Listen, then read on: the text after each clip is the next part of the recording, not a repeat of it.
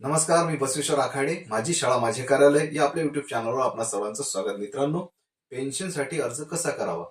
ज्यावेळेस आपण सेवानिवृत्त होतो त्यावेळेस 8 महिने आधी साधारणतः आपला अर्ज संबंधित कार्यालयामध्ये आपण दिला पाहिजे. आणि हा अर्ज देत असताना नुसतं बा मी सेवानिवृत्त होत आहे असं वगैरे लिहून चालेल का? तर नाही. त्याच्यामुळं काय होतं, आपला अर्जाचा प्रभाव त्या ठिकाणी कमी होतो. तर मित्रांनो, हा अर्ज कसा करायचा याची सविस्तर माहिती आपण या व्हिडिओमध्ये बघूयात. तर मित्रांनो, आतापर्यंत चॅनलला जर सबस्क्राईब केलं नसेल तर सबस्क्राईब जरूर करा.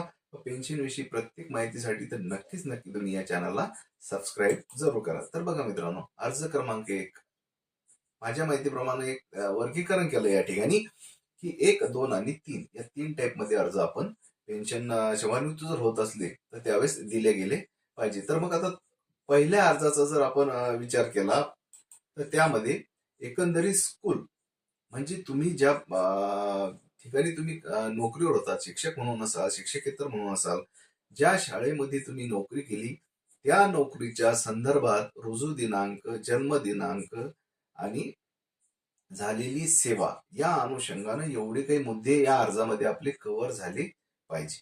हा अर्ज साधारणतः जर संस्थेत आपण नोकरी करत असू तर अध्यक्षांच्या नावाने मार्फत मुख्याध्यापक आणि तुम्ही जर जिल्हा परिषद वगैरे मध्ये नोकरी करत असाल तर माननीय गट शिक्षण अधिकारी किंवा बीडीओ साहेब यांच्या नावाने तुम्हाला द्यायला लागेल. परंतु या अर्जामध्ये एकंदरीत आपल्या नोकरीचा लेखाजोखा सगळा या ठिकाणी मेन्शन झाला पाहिजे. हा झाला अर्ज क्रमांक 1. आता अर्ज क्रमांक 2च्या बाबतीत पाहूया. तर अर्ज क्रमांक 2 ही तेवढाच महत्वाचा आहे मित्रांनो. कारण क्रमांक 2 मध्ये आपल्याला द्यायची आपल्या कुटुंबाची माहिती. मग आपल्या कुटुंबाची माहिती काय? तर तुम्ही म्हणाल की सेवा पुस्तकामध्ये तर आपण आपल्या वारसांची नोंद त्या ठिकाणी दिलेली असते. परंतु नोंद जरी सेवा पुस्तकात दिलेली असती तरी सुद्धा रिपीट आपण या अर्जामध्ये याचा पुन्हा उल्लेख या ठिकाणी करायला पाहिजे.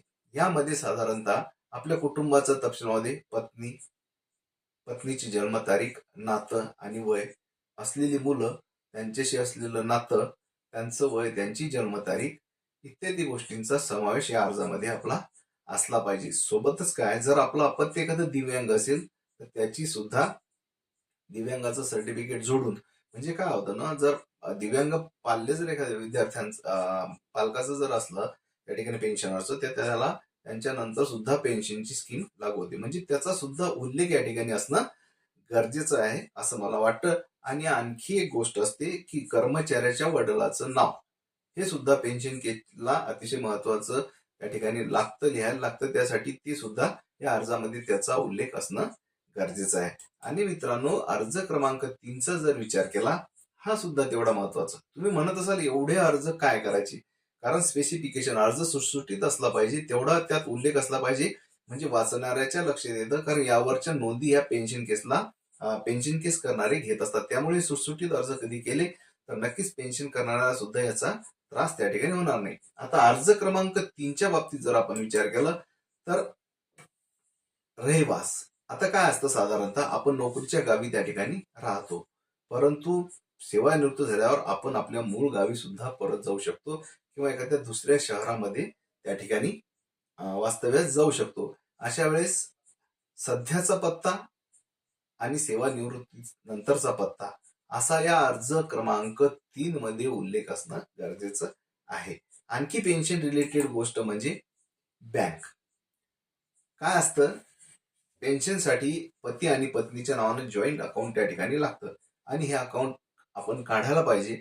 या अकाउंटचा आपण तपशील, ती बँक कुठची आहे, तिचा IFSC कोड काय, याचा सर्व तपशील, राहण्याचा पत्ता आजचा आणि नंतरचा, हा अर्ज क्रमांक 3 मध्ये अगदी याचा उल्लेख असला पाहिजे असं मला वाटते. मित्रांनो, हे होते अर्ज 1, 2 आणि 3. हे जर तुम्ही तुमच्या अधिकाऱ्यांजवळ जर दिले तर त्यांना पेन्शन केस करण्यास अगदी सोपं त्या ठिकाणी जाणार आहे.